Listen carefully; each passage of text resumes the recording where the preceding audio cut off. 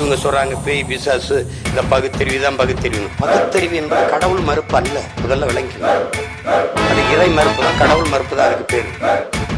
அதுக்கு பேர் பகுத்தறிவு. பகுத்தறிவு என்பது இங்க பாருங்க, சிந்திக்க வேண்டும். சிந்தித்தால் சந்தேகங்கள் வரும்.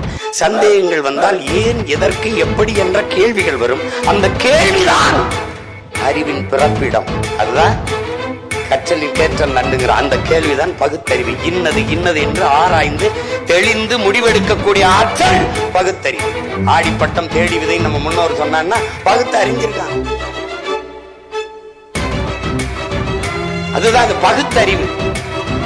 இறை மறுப்புன்னா நீங்க பள்ளிக்கூடமே போய் படிக்காத ஒருத்தனை மரத்து நிழல்ல கீழே உட்கார வச்சுக்கிட்டு கடவுள் இல்லை கடவுள் இல்லை என்று சொன்னா அவன் கடவுள் இல்லை கடவுள் இல்லை என்று சொல்லுவான். அதை தவிர வேற எதுவும் சொல்ல தெரியாது. ஆனால் கடவுள் இல்லை கடவுள் என்று சொல்லுறார், அதனால இவர் பகுத்தறிவாதி என்று சொல்வது எப்படிப்பட்ட பைத்தியக்காரத்தனமோ அப்படிப்பட்ட பைத்தியக்காரத்தனம். கடவுள் இல்லை என்று மறுப்பது பகுத்தறிவு என்று சொல்வது.